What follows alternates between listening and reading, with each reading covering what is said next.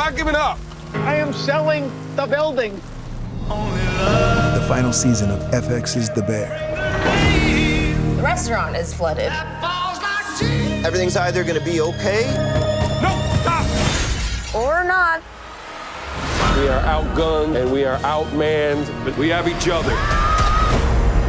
FX's The Bear, the final season. All episodes now streaming on Disney+.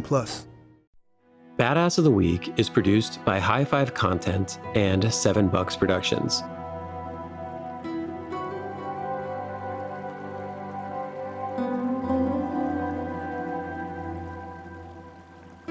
Legend says that Semiramis was the daughter of a fish goddess.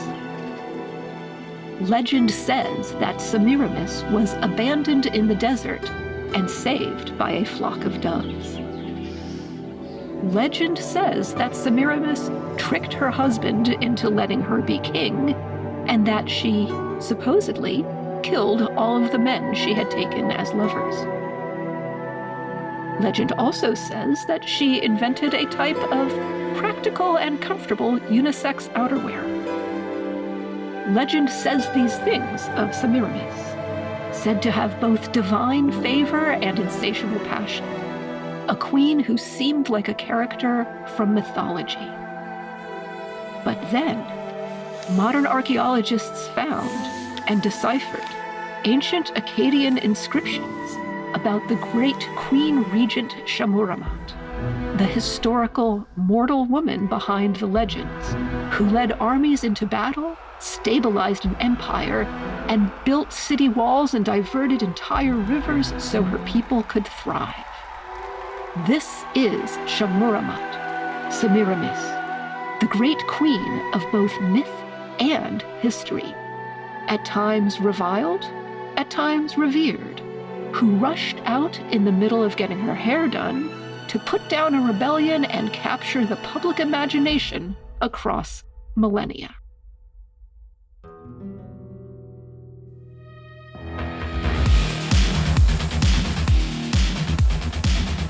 Hello, and welcome back to Badass of the Week, the show where we tell the badass history of badasses. My name is Ben Thompson, and I am joined once again by my co-host, Dr. Pat Larish. Pat, welcome back. We are continuing our adventures in the ancient world. It's good to be back, Ben, and I'm excited about our special guest today. Yeah. And today we are also joined by a special guest. She's an associate professor of classical civilization at Gonzaga University, and she's come with a very interesting badass to talk to us about. So please welcome Dr. Amy Pistone. Amy, thank you so much for coming on the show today. Yeah, thank you so much for having me. I'm really excited to talk about this particular badass. Yes, so you had kind of talked to us. We've been going back and forth on email about who we could discuss for the episode this week. And you had two suggestions. The first one was a woman that we actually just covered on our show last week. We've been doing the Iliad and the Odyssey for the upcoming Christopher Nolan movie. And you had mentioned Penelope as a badass. And I was like, oh, we just did her. We're just recording her. We did an episode on the Odyssey with John Bucher, and you were like, oh, I'm sorry, I missed that because I have thoughts. Thoughts on Penelope. Yes, I do. I do certainly have thoughts on Penelope. And I think, well, okay. So one of the things that I really love about Penelope, and I'm so excited to see how the Christopher Nolan movie does or doesn't do right by her, because I think she is so clever in ways that I think a lot of times get missed when you're reading the poem or, some movie adaptations. Like, she's home and she's sad and all these guys are in her life and they're annoying her. And you miss the ways that she's doing these really sort of clever, and both with the suitors, I love how she picks the thing that these men know nothing about. It's such you'll sort of notice a theme of, I really like working on women in the ancient world and talking and researching women in the ancient world. And that you have all of these guys who are there, and the one thing that they know nothing about is weaving. It's such a quintessential women's task. And so she's able to keep this going forever. And every time I teach this, students ask, like, how did they not figure out? Because during the day she's weaving this shroud and every night she's unweaving it and just strings this out forever. And String it out. I see what you did there. Yes. But like these guys seem not to catch on until one of the enslaved women there like tells on her. And I think it's just such an interesting, maybe the suitors are dumb. That's probably part of it. But also like that she's picked something that is just in this perfect of like, ugh, women stuff. Ew. Like that's not my business. Men don't do things with weaving. Yeah. And like that. And then the other place where I just really love her characterization is when Odysseus gets back and there's this trick with the bed. Yes, she, about that. Yeah. And I think it's just such like the levels of mind games that are going on in this moment of, she says like, okay, bring the bed out to the hallway or whatever. He's like, oh, that can't, it can't move. What are you talking about? And people often read this as being something that is talking, like she is signaling to him, only my husband would know about the bed. Right. And it's this really like intimate signal about their marriage and how she's been faithful to him. And it doesn't really prove anything. If we think about it more, if we push on it a little bit more, it doesn't actually show anything. Anyone could know about the bed or not know about right? This choice doesn't really prove anything. But Odysseus seems to think that it proves what she is. And so there's just these levels of what she thinks she's communicating, what he thinks she's communicating. And it's just like this perfect encapsulation of these two people who are so tricky and clever and at times sort of manipulative, and how they're just kind of perfectly aligned in this being tricky and manipulative and things together. And this, I think, is just this kind of beautiful encapsulation of their relationship in this moment that there's a strong argument to be made that she's the smartest character in the Odyssey, because Odysseus, while he is the wily Odysseus, he does a lot of dumb things in the story. One of the things that I love is, well, I do and I don't love, that she gets, like, it's fine that she does all of this stuff. It's fine that she's tricky and she's clever and she's manipulative, so long as she's doing it in the interest of her husband, right? And in all of these places, whereas like we have in the background of the Odyssey, we have the story of Agamemnon who comes home and his wife kills him and she wasn't faithful, and the son, Orestes, like this whole story of how it could have gone poorly and it could have been really bad. That alternate reality is just like there in the background. And Clytemnestra is clever and tricky and manipulative, and she's all of those things as well. But she does it to kill her husband, so she's sort of this big villain, whereas... Yeah, but she's doing it to avenge her daughter. Yeah, oh no, I don't think she does anything wrong. But like, I think the poem wants us to think of her as this, what if Penelope isn't faithful? Like, as this alternate reality, right? We keep getting these, what was Agamemnon up to? And he's in the underworld, and we keep, like, there's just these echoes of what Agamemnon's homecoming has been like, as this sort of bizarro version of Odysseus's, this, like, things we should be worried about, and what if Penelope is actually a Clytemnestra? And I think you get all of that there, but like it turns out in this version of the story, at least, like she is perfectly faithful, and and everything culminates in like she's using all of those tricky things, which is kind of a quintessentially female thing. Being tricky is a thing that Greeks really associate with women, but she's using them to protect her family and to protect, her husband's interests and all of these things. And so it ends up being sort of the poem really valorizes her. There are other versions out there where she's not as 100% faithful, but that's not the one that Homer tells us, right? Yeah. Right. Those are some of those like alternate fan fiction-y kind of other. Oh, we love fan fiction. We know all about ancient fan fiction. We endorse ancient fan fiction. 100%. The other lesson we can take from the Penelope story is that if you're interested in a woman, sometimes maybe it's there's value in like learning about the things that she enjoys. You can find out that it doesn't take 20 years to weave a shroud. Yeah, you could certainly like ask what she's into instead of just. What are you working on there? You seem to be really into weaving. Would you like to tell me about your deep passion for weaving? And like, why don't you show me what you're working on? I'd like to learn something about this thing that you're interested in. interested in. Exactly. Considering how I want to marry you, might be interesting for me to know some things about the stuff that you like. Yeah, that doesn't exactly seem to be the courtship, the angle that any of these guys are taking, but hypothetically one could. Yeah. No. Yeah, they're taking the angle of, hey, can I sit in your living room and eat your food? Mm-hmm. I would like to be kind of mean to your son. I think that's how you really get to somebody's, win someone's heart, by being kind of mean to their son and eating all their food. Yeah. What could possibly go wrong? And be mean to their dog. Women love it when you're mean to their dog. Yeah, that is 100%. Real just wins the ladies when you are mean to a dog that did nothing wrong. That poor dog. It's such a sweet old dog. Yeah. Yeah, we're on Team Argus here. Yeah. Oh, absolutely. Yeah. Mistakes were made. That was one of the things I really loved in the it was the movie oh my God, who did it had Ray Fiennes in it and Juliette Binoche, The Return. That was this really sort of gritty, PTSD, Vietnam, that sort of interpretation of Odysseus coming home. And there's no gods, there's none of the adventures. It's just when he gets back to Ithaca and he's doing all of the reclaiming his home stuff. And it's very different than I think what Christopher Nolan is going to be giving us. But yeah, they got the dog scene in there. They had this and I was just like, oh yes, I love someone who gets that dog scene in there appropriately. It's powerful. It's a powerful scene.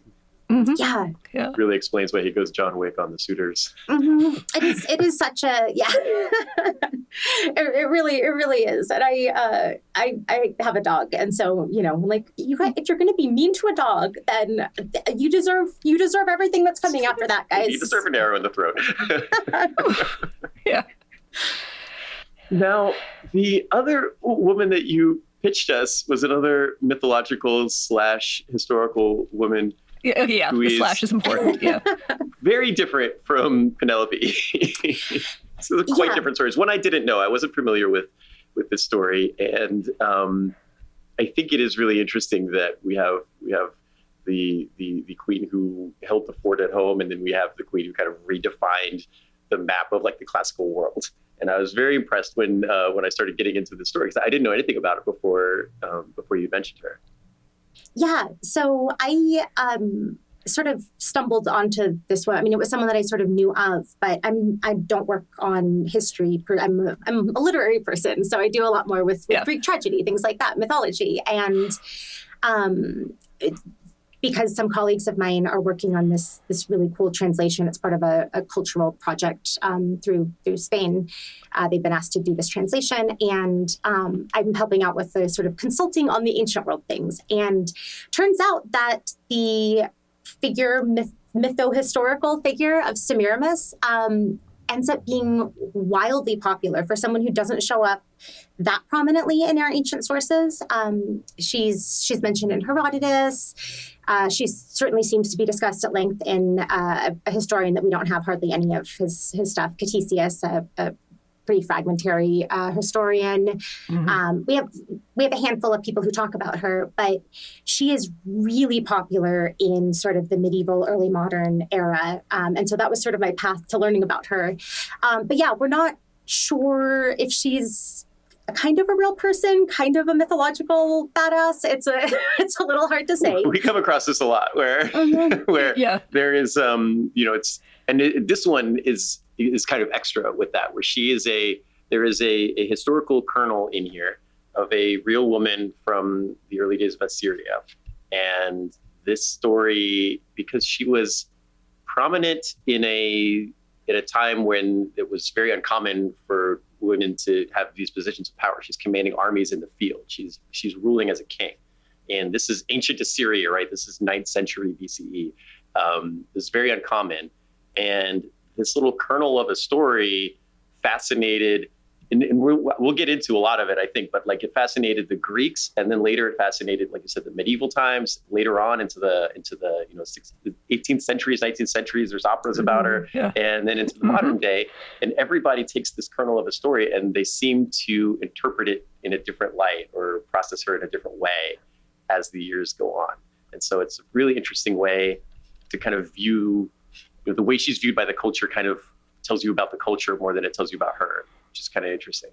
Yeah, it's something I really, I think similarly sort of about how Cleopatra, I mean, we know Cleopatra was a real person, but how Cleopatra gets used as this sort of figure that like who she is and what she represents really says a lot more about who we are at the time that we're thinking about her, right? Is she Shakespeare's Cleopatra? Is she Elizabeth Taylor Cleopatra, right? It says a lot more about how we think about these figures. And I think especially for powerful female figures, there's a lot of like our evidence is always a little scant, which means that there's all of this room for people to sort of fill in the gaps based on like, well, she's really playing up. There's some potential incest. There's some lineage from divine. She gets held up as an example of this like strong, powerful woman at times.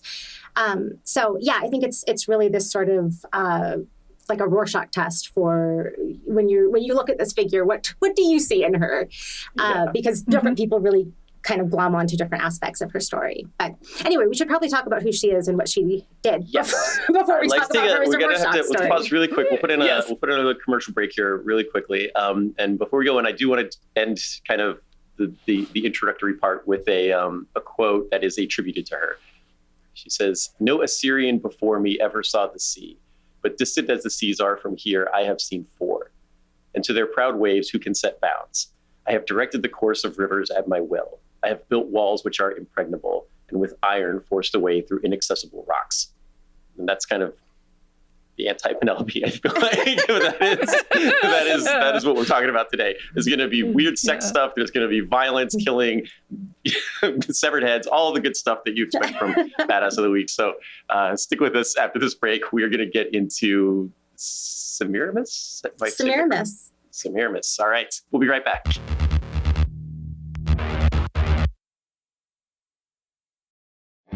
Summer's full of reasons to look your best. Tecovas has everything you need to show up in style. Their Western boots are handcrafted in over 200 steps by hand with premium cowhide and exotic leathers. Stop by your local Tecovas store for the full experience. Free drinks, boot shines, and complimentary boot branding to make your pair truly yours. Their team is there to help you find exactly what fits your summer. And of course, you can always stop by tecovas.com. Tecovas, forever West.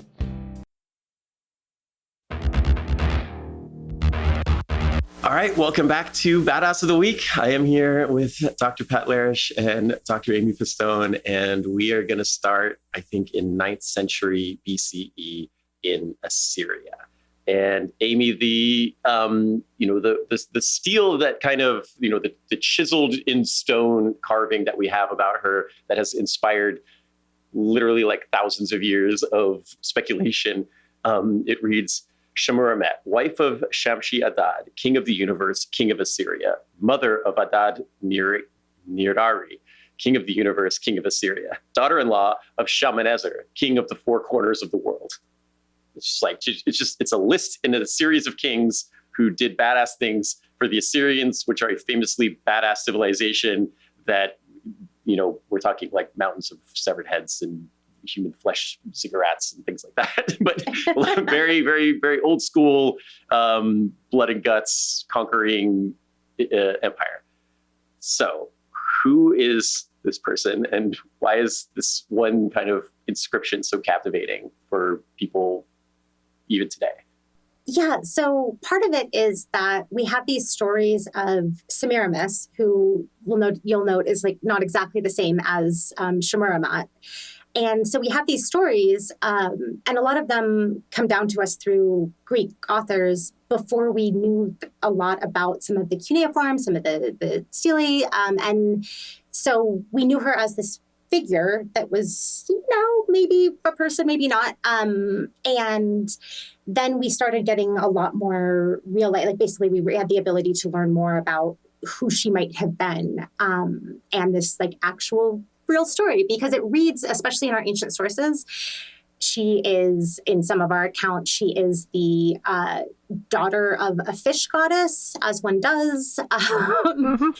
And, it's this story, when she dies, maybe she turns into a dove, as we're told. That's cool. Yeah, why not? And so it's this figure that doesn't feel real, even though she does create. I mean, she she does these amazing building projects. She builds these walls. She rebuilds Babylon, this like big wall project in Babylon. She does military leadership. It's just this incredible story, but we didn't necessarily have a lot to base it on of like, is this real? Because a lot of the details are the kinds of things that ancient Greeks love to say about people to the east, right? Like there's crazy sex stuff going on. Gender is all wacky. Like that's a place where like, you know, you have women riding horses. Can you imagine? You have like, oh my goodness. I know, scandalous. And so like all of this stuff just reads so much like the kinds of things that Greeks love to talk about, like, oh, the East, things are crazy and weird over there. But then we start to get some evidence to suggest that there is a kernel of a real person under here. And I think that's part of what's so interesting about this story is that we get, it's really, she kind of straddles the line between someone who actually existed in some sense, and then this really elaborate story where any kind of like scandalous detail gets played up so much. And so, yeah, I think that's really a big part of it is that balance between like, we don't know exactly what's true, but there's pretty good reason to think that some of this is true, right? There's a kernel of a historical person underneath all the rest of this. Right. We can see we can see her name in inscriptions, right? So we've seen her, she's depicted in some cases side by side with her son, Anad Mirari III, which is like kind of unheard of. Because as much as the Greeks were like, oh, it's craziness over there, it is actually very unlikely and unusual for women to hold positions of power like this in ancient Assyria. I kind of think of Hatshepsut in ancient Egypt, of just like, this is a very male-dominated society. It is very uncommon. She's the only person that we have any historical record of her commanding a military force in the field. And we know she did this because it's literally etched in stone. She's ruling this kingdom, first as regent, and then possibly co-ruling it with her son, which is where some of this weird incest stuff comes from. There's no evidence of that in the historical record, but people are just like, oh, that must be why he let his mom help him run the country. Right. Why else would you let a woman have any kind of power if not for something really scandalous and whatnot? Yeah. She must have had magical powers to like control people's minds, and she must have been the daughter of a mermaid and was raised by birds or whatever, because that's the only way that these people would listen to her, right? Or that she would be able to like have this amount of power. And I think that is really interesting. I love what you just said, that because, going back and trying to want to tell this story from a historical point of view, I'd want to start in Assyria and go, chronologically. But it's interesting that if you're approaching this from our understanding of her, the Greek sources survived much like we weren't able to translate the older stuff. So the Greek was the only thing we had on her, and we're currently learning new stuff when we're excavating new locations in ancient Assyria. So it's very interesting that the older stuff is stuff that we learned way later because we couldn't read it. Yeah, it's so kind of reverse chronological, right? Like normally when we tell a story, we start with like, it was based on this character and this is what happened. And then here's the embellishments that start to get added to the story and the legend. And with how we understand her, it's completely the opposite of that. So yeah, we start by hearing this story about how she is married to a general of King Ninus who doesn't seem to exist. Like, we have nothing to suggest that he's a real guy. There's a city called Ninus, and people generally think that they made up, like it must have been named after a guy named Ninus. So I guess there was a King Ninus for the city of Ninus. But so she goes to see her husband, and in the process of doing this, she shows off that she's actually quite a clever military leader. She travels, well, she's quite a good strategic leader and thinker.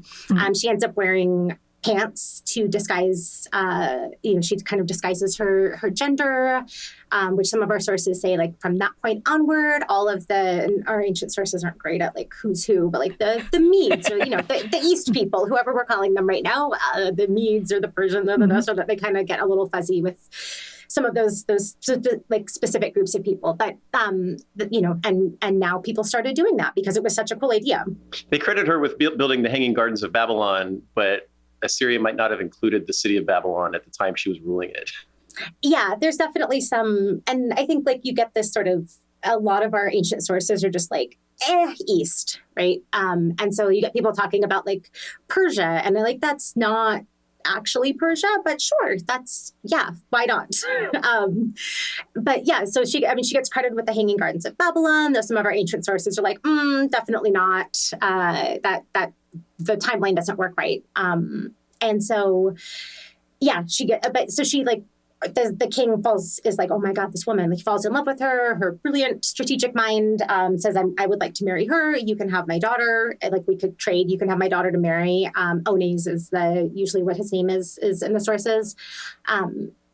Onis, I will take your wife. She's very cool, Semiramis, and you can have my daughter. And Onis does not care for that. And the king's like, well, gotta happen anyway.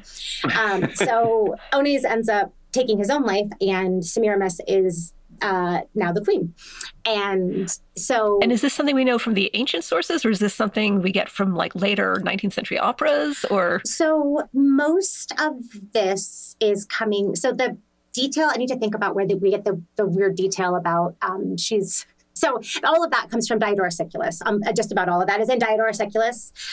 He has a big, long, extended thing about, like, goes at wildly great length about all of the building and how big the walls are. And if you're really into learning about cubits and things, there's big walls, and built them with this and built them with that.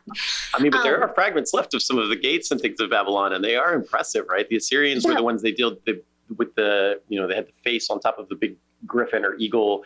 I can't remember, there's a word for that, but I mean, the stuff I've seen from Assyria and Babylon from this time period is spectacular. There are incredible works being built. And so, for her to be involved in that is pretty impressive. Whether she's building the Hanging Gardens or renovating them or whatever, the Hanging Gardens were a wonder of the world, right? They were probably pretty nice. Yeah, and either she was actually historically involved with them, or people thought she was cool enough that they wanted to credit her with them. Right. And there's a power to that too, right? To have people to be such a larger than life figure that you get these sorts of things attributed to you is pretty cool. Yeah, because she's the person that builds cool stuff, right? Like, everything starts to get attributed to her. You see kind of a thing that I think is really interesting with Pheidippides, the guy who like allegedly ran from the Battle of Marathon to Athens and died. And then other people say that he also ran from Athens to Sparta to deliver another message after he allegedly died. Like, it just starts to be like, that's the guy. If you have a fancy, if we have an impressive story of running, it's Pheidippides, even if that makes no sense chronologically. And you kind of see a similar thing. Like, Semiramis builds cool stuff. So she, she gets connected with the Behistun, I have such a hard time saying that, inscription of Darius. Oh, that's a pretty famous one. Yeah, it's like this really famous inscription that, again, like, there's no possible way that the historical person that is underlying this character could have been involved in that. But it just, people start seeing all of these really impressive works and just say, like, I bet that's part of, because Semiramis did this and this and this and this. And she starts to just kind of like, things accrete to her, that any kind of cool project, any kind of cool building, like, let's give her credit for that, which is amazing that you get something like that, again, with a woman in a time period where we don't have that many women being in charge of things. And most of this, with the exception of, there's some details towards the end of her life that really get played up in a lot of our later sources as well. But with, like, this stuff is all positive. Most of what she gets credited with is positive stuff.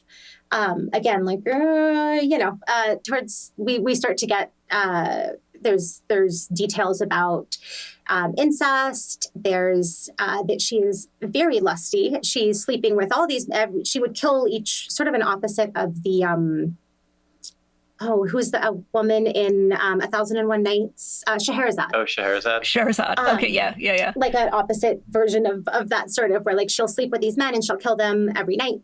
So she's just like going through these young men. But this is what you're talking. This is what we were talking about, though. A lot of this is added later by the medieval sources, because they're like, oh, women in power. She must have just been horny and evil, right? Like that. We don't. Good thing we don't have that anymore. It's not allowed anymore because you can't trust them. So a lot of that's added later. There's not really any detail on that. There's not much detail on the historical woman. So what we kind of know, I think, she takes over in 811 BCE when her husband dies and her son is too young to rule. We know that around this time, Assyria is. She's occupying a position that's prominent enough. Her name is etched on monuments. Local governors are dedicating monuments to her, which is very rare for anybody other than a king to have that. Assyria is expanding. They have iron weapons and siege weapons, and most people around them don't. And that's very expected. They're able to expand their empire. She takes over at a time when this is bleeding edge military technology. Cutting edge military technology, literally. Yeah. And so this is a time when the empire is coming back off of a big rebellion. There was a succession dispute and there was a rebellion. And her husband was kind of the first guy to try to put everything back together. And then when he dies, it's a very fragile time for the Assyrian Empire because this is like the empire is kind of a new concept in humanity at this time. And it's dependent on all these local guys pledging allegiance to you. And a lot of that is based off of the charisma and the leadership and the power of the king to make these local governors pay their taxes. And so tribute depends on royal power and she has to exert this. So this is pretty impressive. And we do get Stili saying that she accompanies her son on a military campaign against the kingdom of Kuma in present-day Turkey, which is the only time we have any record of any woman participating in, let alone leading, a military campaign. So a woman from Assyria. I mean, we have records of women from other cultures doing this. Yes, Assyria. Okay. Just want to make sure. Right. Yeah. No, this isn't unique in the world. It's unique in this part of the world. Though. In Assyria, yeah. So culturally, this was very unusual for her. Right. And then, when the Greeks hear about this, they're like, "What? They let a girl lead an army over there? That's weird." and so the things just kind of get wild, right? Well, and I think it is like, again, this is sort of once we start moving east, when we're getting into like Hittite, Assyrian, like we're moving eastward. This is exactly, like I said, like the kind of thing that Greeks absolutely love because like you have like Amazons live over that way, Medea lives over that way, right? Like all of these kinds of women behaving in untraditional ways. And so like all of this, there's a way, un-Greek traditional ways. Yes.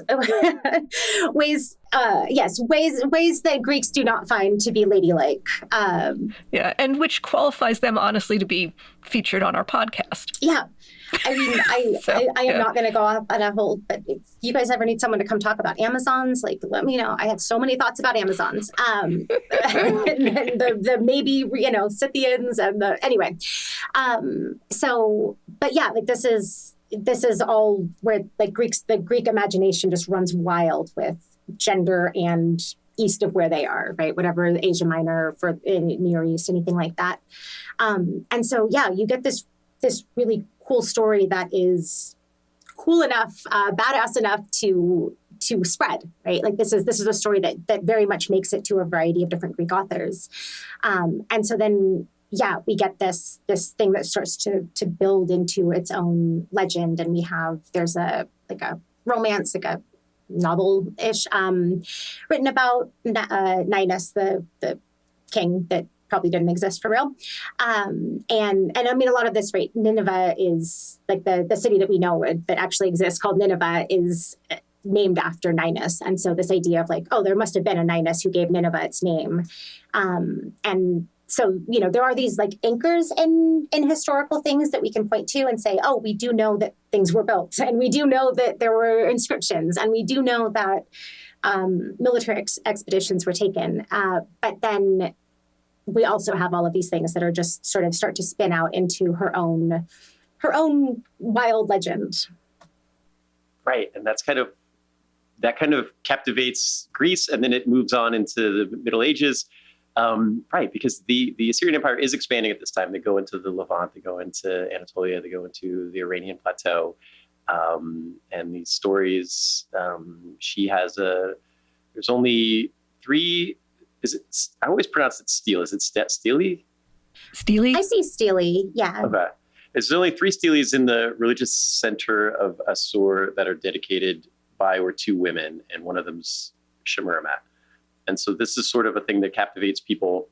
And like you said, when we get into the Greek time periods, there is, there is this fascination among the Greeks that like this woman rose to such a position of power. And that's where we start to get these stories that she's the daughter of the fish goddess, or abandoned in the desert as an infant and raised by a flock of doves, elevated to the throne because she's a sorceress and she has magical, like, mind controlling powers. And instead of what the real life Semiramis does is very impressive, which is to kind of stabilize and control the largest empire on earth at the time and expand it. And the Greeks are like, well, they kind of build the legend beyond that, right? She built the impregnable walls of Babylon. She irrigated the desert. She turned deserts into like fertile land. She built the Hanging Gardens. She's creating the world as we know it to the east, which is interesting. Interesting kind of step up. There's this one thing mentioned in passing in the poet Ovid's story of Pyramus and Thisbe. This is the story that's the basis for the Romeo and Juliet story. It's inspiration for that. And in a sense, this story of thwarted lovers could take place anywhere. But the narrator in Ovid, this minor character, tells it, actually starts off by setting the scene specifically in Babylon and describes Babylon as a lofty city encircled by brick walls that they say Semiramis built. And the 2 lovers, Pyramus and Thisbe, aka Romeo and Juliet, they used the tomb of King Ninus as a landmark to arrange their tryst. And I guess this is showing you that by the first century in Rome, Semiramis is totally associated with Babylon. And this is Ovid, so do we read anything into this? Is it just Ovid kind of setting the scene, giving some flavor, Yeah. Yeah, I mean, I tend to think, because just to prepare for this, I, did a huge corpus search of like everywhere Semiramis shows up, just to make sure I wasn't missing any cool primary sources, and did come across that and was like, because there's a bunch that just like Semiramis walls, right? But I do think Ovid is so intentional, and like his allusions are so kind of woven together in such interesting ways. And so I think I tend to take that because we do have, it's super fragmentary, but we do have a novel about Ninus and Semiramis that is this romance of some sort. And so I think, it's sort of this gives it this lineage of this romance is happening in the shadow of this other romance that's happening. And it kind of sets it in this, like, I don't know, like a nesting doll of interesting. Yeah. star-crossed lovers of different, because one of the things that I think is really we get this. So Ninus is so in love with her and steals her from her husband, and then and this is something that gets really played up in the later stories. Is she asks him for like sort of a grant me a wish, like I want one, can you give me like something, a request, and the request that she asks for is for her to get to be the king for 5 days. And he's like, yeah, absolutely. And fun. In that time, she imprisons him and is like, cool, I now that I am the king, I get to do whatever I feel like. And so the reason that I came across this was Spanish play. God, I need to make sure I have the name right of it. I promised my colleagues I would get the name right for the play that they're working on. But it takes, really, really plays up that she imprisons and Ninus, and then she dresses up as her son. And then, so like a lot of her leading the army and doing all of these things is in the guise as her son. And no one knows that it's not him that's doing this stuff. And she basically sort of does this big you can see why this would be popular in sort of Shakespeare time, right? We have like a mistaken identity, and she's dressed up and she's cross-dressing and she's doing things and hijinks ensue. But yeah, so this sort of like he's in love with her, and then in a lot of these stories, she ends up stealing his power and his authority and going off and doing all of these things and imprisoning him and killing him. And so I think it sort of has a backdrop or like foreshadowing that maybe Pyramus and Thisbe is not going to end super well. I like this reading. That is cool. Yeah. I feel like Pat, I don't think she's the first woman that we've covered on this show that ended up getting like weird fan fiction written about her. No, we've had others. They do that with Le Maupin also and a couple other. Oh yeah. There's that novel. Yeah. Well, I think people love doing like that. I mean, like you were talking, like that fan fiction thing, right? Like people love doing. I work on Sappho a bit, and this like Sappho is another person who we end up getting this, like Romans are writing fan fiction. Greeks are having her as like a comic character of like Sappho is on the stage. Romans are doing, and she's this character that ends up almost not like it's hard to tell what is actually Sappho at some point because she has had so many different interpretations of her, and like it's hard to really extricate like, okay, we have her poetry, but there's so much else around there of her as a character, her as someone who shows up in other people's works. And I think Semiramis ends up in a similar again, I mentioned like Cleopatra. I think these characters, especially maybe because our evidence is a little spotty, like there's gaps there, I think it gives people space to really, the same way that you see things like the novel Circe kind of filling in the gaps of the modern novel Circe by Circe. Madeline Miller. Yeah. Like we only see a glimpse of Circe, and she's this interesting character, and we don't like what is her life like, and it opens up the space to just like tell this whole story in the gaps that are there. And when we're talking about fragmentary historians, we have so much space to fill in those gaps, and like fragmentary inscriptions from Assyria, like we have so much room to play with. And I think you get to see people really just kind of writing that like fan fiction in there. And I love it, right? Because it tells you a lot about, it's kind of what we were talking about at the beginning. It tells you a lot about the civilization that writes it, right? Because the real Semiramis was probably very serious, very like, I don't want to draw, like, I'm just going to run this country. I'm like the king. I'm going to do my thing. Don't bother me. Like I'm in charge here. The Greeks, they turn her into a mythological demigod who's like all powerful, sorceress kind of thing. In the Middle Ages, they write about her, and it's basically like porn. In the later on, she's like this kind of tragic figure. If we were going to do a movie on her today, she'd be running into the battlefield with a sword, killing dudes left and right. And it just tells you about different cultures and how they want to interact with the reality, which is just such an interesting thing. Because I think a lot of people approach history and think about it as being something that is like not completely subjective. Like what really happened? Well, it's complicated. That's not an easy question to answer. Well, and that's the thing, like, right, we can't get ourselves out of the, when we're looking at ancient text, when we're looking at any kind of text, right? Like the things that I am primed to look for, like I love a badass woman, like a Xena, or, I am primed to see, like, we have a sword. Is she super cool? Like, is she telling people what to do? Is she out there being, I hate to like really belabor the point, but like, is she being a badass? Right? Like, I love that. And so I am just primed to see that in sources and kind of want to like pull that out, or primed to think about the ways that like, well, that's what I do for a living, though, honestly. Because we have conflicting sources. We have various, like, you can't tell a story. Like, you have to make selections when you tell any kind of story. And so those selections are always going to be like us inserting ourselves into what flavor do we want to put on this? Who do we believe and not believe about these stories? Like, did she turn into a dove? Did she, and you get like one of the things that I think is really kind of the turning into the dove, that's absolutely historical fact. Yeah, absolutely. No, she doesn't die. She turns into a dove and sure. ascends into heaven. That's like, I think that's canon at this point. I think that is canon, yeah.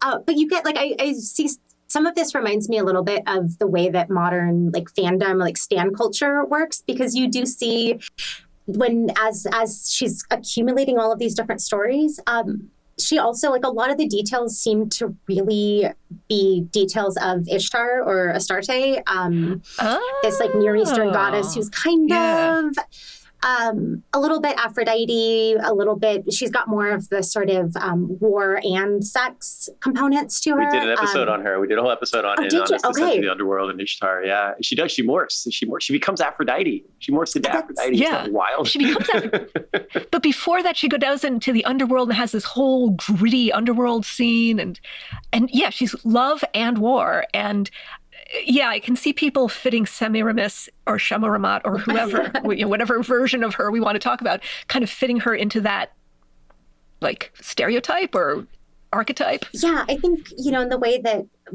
we sort of, when people are huge fans of, like, oh man, she's amazing, she can do no wrong, a Beyonce or Taylor Swift or whatever, that kind of like, she's got, like she is a goddess. She is divine. And so she starts to pick up some of those elements of, who else I heard about from kind of over that way, who's also super badass, is Ishtar. She's really cool. I wonder, and those stories start to kind of like blend together a little bit. Mm-hmm. Yeah, she becomes an aspect of Ishtar because there's a similar kind of same. Kind of deal. Yeah. Well, one of the, just speaking, sorry, this is a little bit off topic, but speaking of Ishtar, there's a scene and kind of speaking of Homer, I guess. There's a scene in the Iliad that so it's when Aphrodite goes down and she's like trying to fight and she gets hurt and goes crying. She runs back up. She's like, Dad, my hand hurts. I got hit. And he tells her like, basically like that war is not one of your, like, it's not your strong suit, sweetie. You do other stuff. But it's this kind of cool scene where like, I tend to read it as you can see it's almost this cultural memory of like, she used to be Ishtar, like, oh, like, sweetie, we're in Greece now. Like, you don't get to be both. Like, Athena can do the fighting and you get to do the sex, but like, you don't get to be both anymore. Like, that's not one of your things with this like implicit anymore. We talked about that at the end of the Ishtar episode, is that when we start to see, because she does kind of through Phoenicia becomes part of the Aphrodite, basis for Aphrodite. And in some of the early statues of Aphrodite, she's carrying a weapon, and that part goes away eventually. But yeah, I like this reading of the Iliad where it's this echo, this reverb of. Yeah, I think it's just such a cool, and I can't prove any of it, but I think this almost where we're in this. It's this oral tradition, and we do know, as compared to 100 years ago, like, we know now so much more about how interconnected and how much conversation there is across the Mediterranean in a way like we used to kind of study Greece as like its own little thing and not think about it in relation to the Near East and to Egypt and to all of these other cultures. Yeah. It's this continuum. It's all, there's, my goodness, yes. Yeah, there's so much cultural interchange and also it's kind of like a game of telephone in some ways. Yeah. She starts off as Ishtar, but then by the time you get to Homer, she's Aphrodite and she's got a boo-boo. Yeah. Yeah. And I think I tend to think of it also as being a little bit of this sort of, like, the Near East has room for these more like really multi-powerful goddesses. Some of these older versions. And like, I tend to see it a little bit in the Greek frame, they kind of carve them up, right? You don't get to be, we have Athena gets some of Ishtar and Aphrodite gets the rest of Ishtar. That we can't have like Ishtar's really powerful, like, and that there's almost this kind of like we gotta portion it out a little bit more because I don't think Greeks are particularly comfortable with the idea of having a female goddess that is that powerful. And so this kind of like, well, some of that goes here, some of that goes here. Demeter can have a little bit, and now we have a system that works here can have a little, and like now we have a system that works and no one has too much power. It's perfect. And then they all ask Paris, they're like, which one do you like better? Because now Ishtar's 3 different goddesses, so now we got to ask Paris which one he likes the best. Yeah. Paris should have moved the conversation over to, I don't know, Assyria or something. Like, you're all Ishtar. I thought you were all Ishtar. That was a trick question. I choose all of you. Secret option C. Yeah. Yes. Yeah. Things would have been so different. Yes. Yeah. Yes. We did a whole joke during the Iliad episode. It was like, how many times during the story could disaster have been averted? The answer was a lot. We lost track. Yeah. But okay, so let's take a break really quick. I want to do one more commercial break, and when we come back, we want to get into the medieval and the Enlightenment and some of the later portrayals of Semiramis. So let's take one more break, and then when we come back, we'll get into that.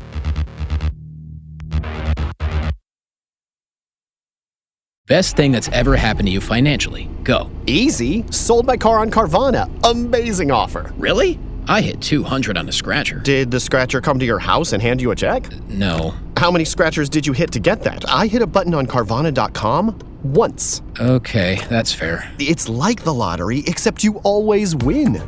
Not like the lottery at all, actually. Exactly. Inexplicably good. Offers worth bragging about. Sell your car today on Carvana. Pickup fees may apply. All right, welcome back to Badass of the Week. I am here with Drs. Pat Larish and Amy Pistone. We are talking Semiramis. And when we get to, we've talked a lot about the Semiramis, the real Assyrian woman. We've talked a lot about how the ancient Greeks and Romans viewed her. Then by the time we get to Dante in the 1300s, she's in the second circle of hell, and he says, she was so given to lust, she made legal those sensual vices of which she was often accused. And this is a kind of different perspective on her than we've seen when she was building the Hanging Gardens of Babylon. Yeah, I feel like we get, like, again, this partly, people really like this moral, not that ancient authors don't really like the moralizing angle, but like, who boy, do we really like a good moralizing angle as we move into the Christian era, into the Middle Ages. And yeah, she becomes so much more about the lust and the sex and the incest and the sleeping with all the young men and killing them. And like, she becomes so much more. That's where all these stories, a lot of these stories start here. Like they're invented by these medieval authors, even though there's not really any evidence of that in the past.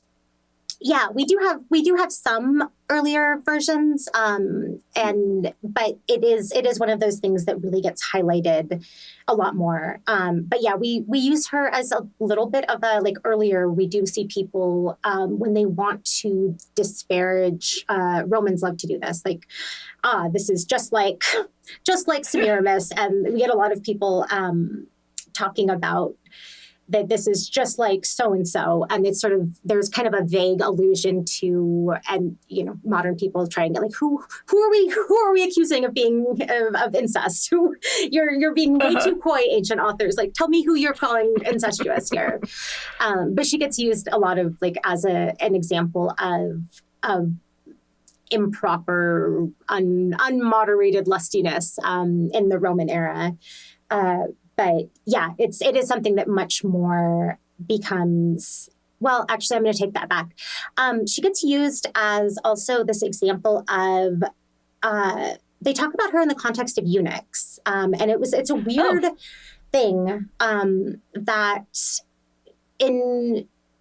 we have some ancient authors who talk about her as, like, inventing castration, like inventing eunuchs as a practice. So it's I want to make sure I get this right. I think it's Ammianus Marcellinus who says this. I can double check I put all my primary sources in a big document here. But and Ammianus Marcellinus, he's late antique, so he's third century, fourth century, like right in there, fourth-ish. And so, like, it's not entirely a creation of the Middle Ages. But yeah, it's just this weird, he wants to talk about how women are more impressive than eunuchs. And so, I mean, there's a lot of weird gender stuff going on in terms of categories that, like, masculinity and femininity, and she does, in part because she dresses at times like a man or in a sort of indeterminate way, sort of androgynous style of dress. And then her grandson, want to say it's Sardanapalus, who's famous for being luxurious. Yeah. So, like, it's somebody probably maybe Ashurbanipal is the underlying person. The Greeks talk about, like, he's known for being he's the last Assyrian king. He's known for being super, like, decadent, and in part he's described as cross-dressing, like he dresses as a woman. He, and it's sort of bookends in a weird way that you get like Semiramis, as being this woman who is behaving in more masculine ways, and then you get kind of the flip side of the end of the empire. The last king here, he's going to lose the empire, and probably has to do with him being too luxurious and that kind of Eastern, like kind of Orientalism way of looking at like, oh, the East is so weird, and they have too much luxury, and they have too much this, and they have too much that, and time on their hands, and there's too much sex, like all of that kind of that's why Greeks are better, because they aren't all decadent, and their men aren't so effeminate, right? This is like a big part of how Greeks and Romans want to talk about. We only succeed through Persia misery and Assyrians, sadness and anger. Mm-hmm. That is how we drive our civilization forward. We rage and kill, and we're sad and we're angry about it. And we don't have any nice things because we smash them, because I'd rather be mad than have a nice thing. Yeah. It's a good thing that our life sucks so much. Builds character. It builds character. Yeah. If it was easier to farm around here, then we wouldn't have as much character. So actually it's a good thing that our lives suck and it's super hard to farm and everything is bad. It's just the perfect, if things were any nicer and softer and luxurious, we would not be Greeks. That's the important lesson. Are you going to sit around all day thinking about bread and wine and sex? Like that's how you lose your civilization. I want to think about fighting and being angry and getting rained on. Human beings like to find ways to feel morally superior, don't they? Yeah. Yeah. But yeah, so you do have this in the ancient world, like this idea that she is like, just everybody's doing sex all wrong over there. And this is part of why it's obviously good and right that the Greeks defeat the Persians and the Romans, conquer. Like this is the correct order of things to an ancient Greek or Roman, because they are miserable and therefore morally superior. And then fast forward to the Enlightenment in 19th century Europe, where they view her in a very similar way. Mm-hmm. So yeah, we're really playing up the like, cool boy. She actually like made it legal to incest is fine now, because she wanted to do some incest. So she like legalized incest, legalized sleeping with your son, which is certainly not true. But and also you do have some cultures, like for example in Egypt, where you have, at least at a symbolic level, you do have sibling marriages for dynastic succession, and whatever the actual, physical reality of that was, this is something that can very easily, in the Greek and Roman imagination, get spread and used to stereotype everyone from, over there. And who better to comment on incest than the nobility of Europe in the 1800s. That's the thing. Like whenever I, teach like Greek mythology and people like, ew, like Zeus and Hera are siblings and they get married. Like, are you familiar with the Habsburgs? Like, are you? There's a long history of we don't want power to get outside of our family, so we need to keep a fairly narrow constraint on who we can marry, because we don't want to spread and like split up our powers. So yeah, the gene wading pool. The thing I did want to mention that I think is weird, because like I would say, I don't know, I'm just making this number up, but like 85-90% of people who want to talk about Semiramis in that sort of era, it's very like her lust is out of control, the sex, the Dante, but she does also get held up. Like there are people who kind of key into she ends up making some lists of like important, impressive women. Like she does actually, there are some people, it's not the dominant story that people tell about her, but you do see people who hold her up as this example of someone who's actually like quite impressive. One of the examples is so funny to me because Boccaccio puts her in his like famous women, his book of famous women. Christine de Pizan has the City of Women that she includes, and I'm pretty sure it's Christine de Pizan who talks about like technically incest, like there wasn't rules against it. So like we can't hold it against her. Like sure, the incest thing happened, but you can't really hold it against her because it wasn't really like a taboo against it at the time, which we can kind of put a pin in that. But she does get included in these lists of like the nine worthy women, and there's different people who get included in that. But she gets included in this as this example of women that should be emulated. So like Penthesilea, the Amazon, it gets added in there.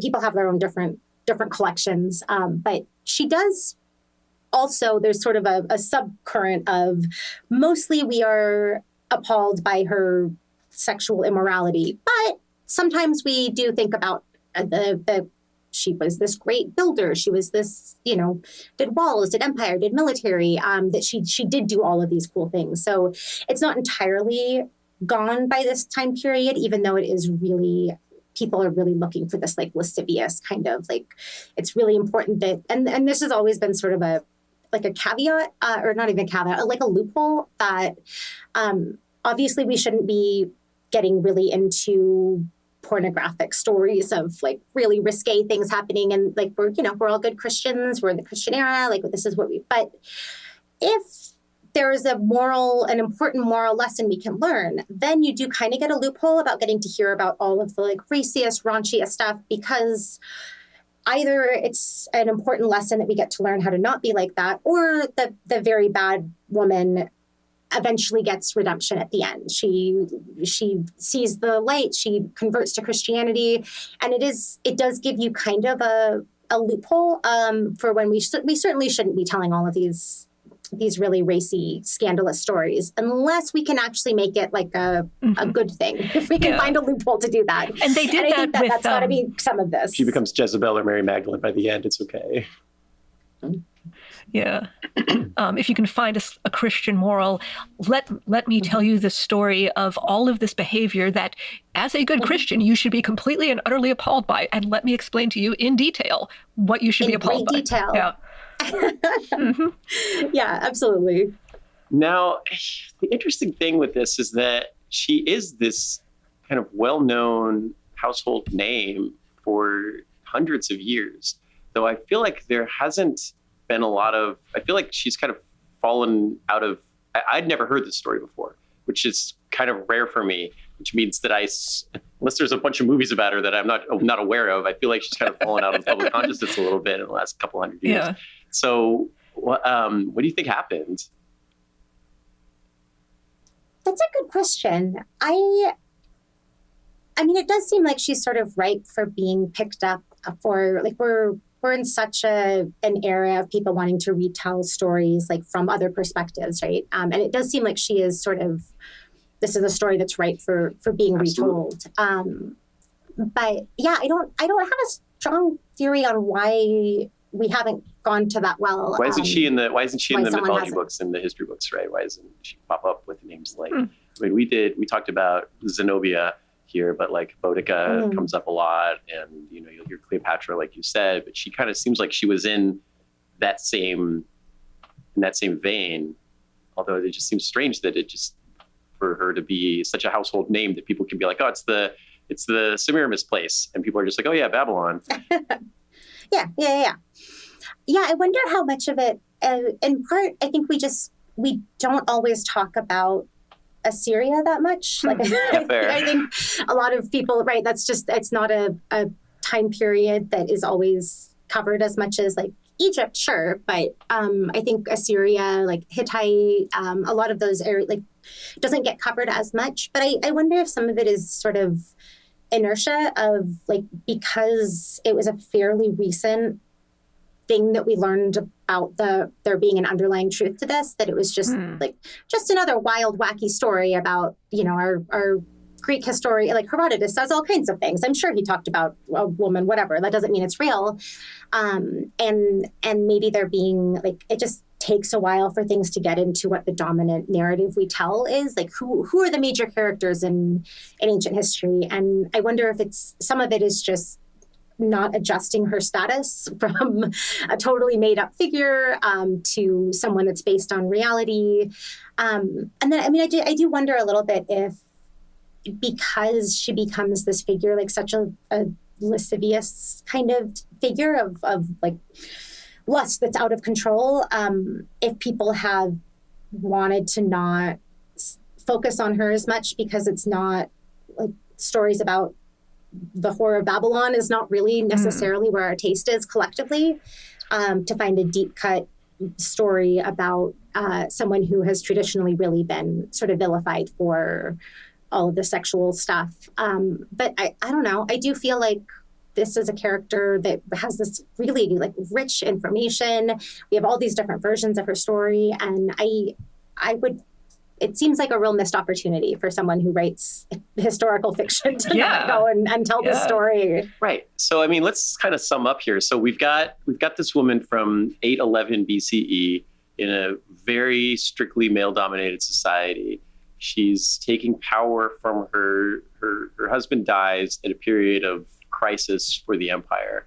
Her son is not old enough to rule. She has to step up, take control. She maintains the empire, keeps it together, passes it to her son, and together they dominate. They expand the empire. They attack in 3 different directions. They create and expand what is at the time the biggest empire in the West or in the known world.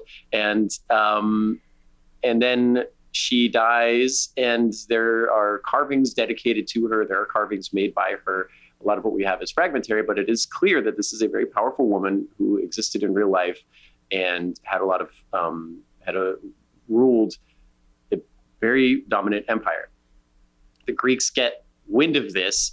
They decide she's some mythological goddess who has supernatural abilities to like command men and armies and build these incredible works and projects. And possibly, a lot of this comes from this kernel of truth, and there probably were great works. Not everything that she did was probably written down or survived by the in carved form from the days of the Assyrians. So there are probably accomplishments she did that we will never know about.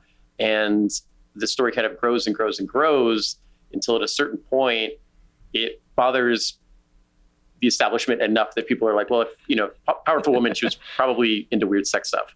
And that kind of begins to change the public perception of her to where she becomes largely forgotten in history. People don't want to tell the story anymore because they're like, she's cool, but I don't want to get into all the weird sex stuff. But the weird sex stuff doesn't exist in the Assyrian tablets. It doesn't exist in any of these other records. It was kind of made up later on. It's a fascinating story, and it's a fascinating trajectory for her.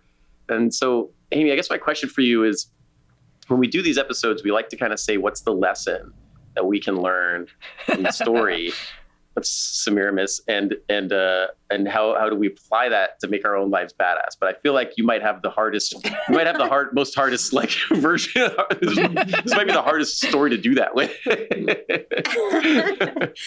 Yeah, it's hard to, distill all of this into like one core lesson. But I would say, I think part of the lesson, like that it is kind of a tale as old as time, that if you want to discredit a powerful woman, like accuse her of weird sex stuff, right? That has long been a way to sort of dismiss powerful women, which I think is worth remembering. Right, because whenever they mention weird sex stuff with the king, it's usually in like a positive way. Like there's ancient kings and they talk about their weird sex stuff, but generally, I mean, there's really out there stories, but generally they're like, and he had like 6 wives. That's cool. Like, but it doesn't work the other direction. Not accidentally sleeping with your mothers is definitely not right, fair, right, but, yeah. But with a few exceptions, yes.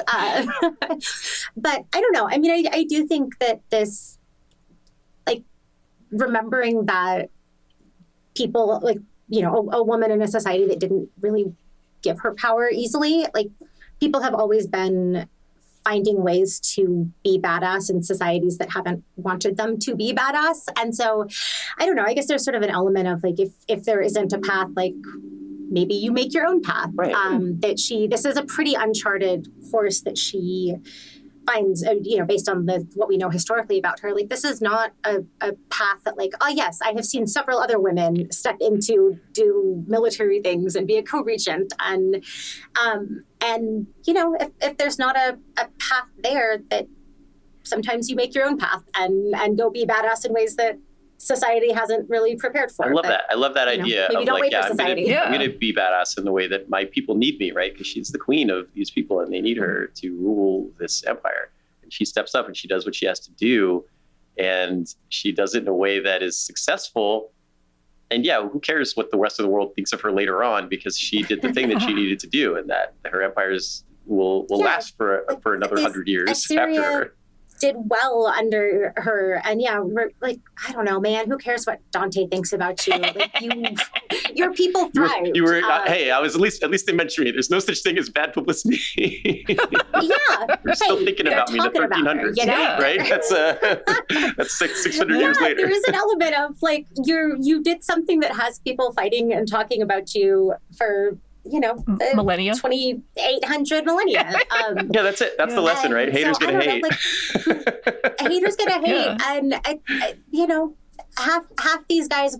Who's heard of half of these Roman historians? Like Ammianus Marcellinus had some weird things to say about you. Like, okay, you have inscriptions, you have stories, you have people. Like, your story has persisted far broader and biter and more popular than a bunch of the people who have been trying to bring you down. So, like, I don't know. I feel like it's a complicated win, but I'm calling it a win. I love that. Yeah, that's great. Right? Yeah. Don't feed the trolls. Haters gonna hate. Comments for this episode are disabled. Right? Yep. Just do your thing, and who cares, right? Who cares what other people think about it? So, I like that. Now, before we go, you said you were working on a translation or a project. So what are you working on, if you're allowed to talk about it? No, this is, I am a very tiny role, but I do want to shout out my colleagues who are working on this. So Alex Schumacher and Kathleen Jeffs, both at Gonzaga, and they are they are been commissioned by, I need to read this, the Classical Theater in Valencia Cultural Heritage and Digital Society, to get Valencian plays into other languages. And so this is the play that is called The Great Semiramis. And it is a play that hasn't really been translated into English. And so this is part of a project to expand access to these Valencian plays it's a really cool project. And this is kind of what got me at all interested in figuring out things about Semiramis. So I am just consulting on what would be a good translation of this name, and do we know who this person actually is? So I am doing fairly little at this point, but after watching them stage a scene, I was so excited about, like, just from a literary theatrical perspective, I was like, I think maybe we should write something about this, because there's so many. It's a play that's very much in conversation with Greek tragedy and Shakespeare. It's roughly contemporaneous with Shakespeare. So it's from the 1500s, 1600s. Yeah, it is. I can get an exact date on this, but so it is this. It's a really cool, just like from a literary perspective, and it's something that I would like to, as receptions of classical. I do a lot of work on modern adaptations and receptions and things of classical antiquity. So modern performances of Greek tragedy, and I don't know. I recently published something about the character of Circe in Wonder Woman comics. So a lot of it was probably my favorite thing that I've written recently. So I got to meet Gail Simone at a Comic-Con, in March. I got her to sign my. Oh my God, is she as cool as she seems? She's awesome. Yeah, she was cool. She's cool. Yeah, I got her to sign my my copy of The Circle. So it was totally good. Oh my God, that is.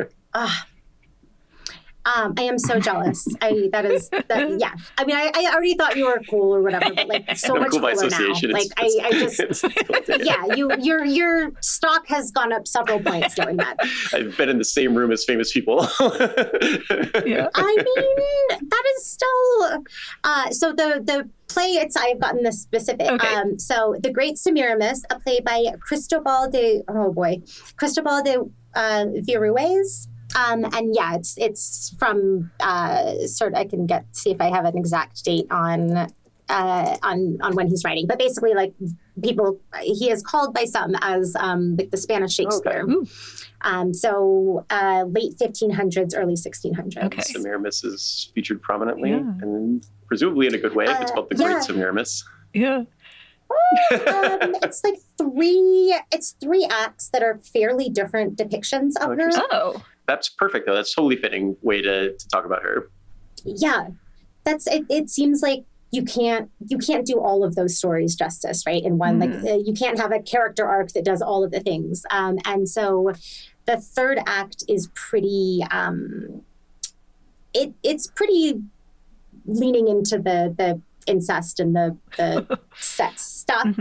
She does, it does have the doves and everything going on in there as well. But it also, it's really using this as a vehicle to critique monarchy at the time. So it's pretty political in a lot of ways that I was actually kind of shocked watching when they were doing a staged reading. And I was like, wow, this seems like the kind of thing that's going to get you in trouble if the king hears about it. Because it's there's pretty pointed critique of ruling like monarchs, autocracy sort of things. So, but yeah, it's a really cool play, and I am excited to see. It's still a work in progress, and they're still workshopping some of the translations and things. But so there's nowhere to find this. It's just a fascinating. No, not yet, unfortunately. But we'll have to keep an eye out for it. I will let you know as when it does ultimately come out. You will be the very first to know. That sounds great. We'll mention it on the show when it's out and where people can find it. Amy, thank you so much for coming on the show and talking about Semiramis. Yeah, tthank you so much for having me. This was so much fun. It was great. We'd love to have you back on at some point in the future. And it was great to tell the story of Semiramis, and we're very happy to have you here. So thanks again. Yeah, thank you for humoring my current obsession and rabbit hole that I've just really gone down here. I really appreciate it. Thank you for sharing your current obsession with us. Yeah. All right. And thanks to all of you out there for listening to this episode. We do this every week. So if you enjoyed this and are looking for more badass stories of history and mythology, and sometimes both, we have you covered. You know where to find us. We are at Badass of the Week, and please like and subscribe and blah, blah, blah, all that stuff. Until next week. Thank you so much. And stay badass. Bye. Stay badass. Badass of the Week is produced by High Five Content and 7 Bucks Productions. Executive producers are Dwayne Johnson, Danny Garcia, Andrew Jacobs, Hiram Garcia, Brian Gewirtz, Frankie Chaparino, and of course, me, Ben Thompson. Writing is by me and my semi-regular but always awesome co-host, Dr. Patricia Larish. Story editing by Ian Jacobs. Our mixing, music, and sound design is done by the incomparable Jude Brewer. Production support by Jean McHale-Waite. Badass of the Week is based on my website, badassoftheweek.com, where you can read all sorts of stories about other badasses. If you want to reach out with questions or ideas, you can email us at badasspodcast@badassoftheweek.com. If you like this podcast, please subscribe, follow, listen, tell your friends, and tell your enemies. And please leave us a review. If you want to support Badass of the Week, please check out our Patreon page. We'll be back next week with another one.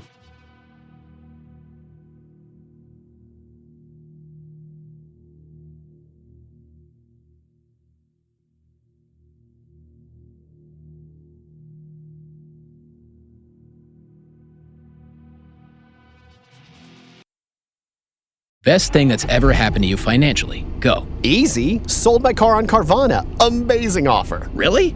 I hit 200 on the scratcher. Did the scratcher come to your house and hand you a check? No. How many scratchers did you hit to get that? I hit a button on Carvana.com once. Okay, that's fair. It's like the lottery, except you always win. Not like the lottery at all, actually. Exactly. Inexplicably good. Offers worth bragging about. Sell your car today on Carvana. Pickup fees may apply.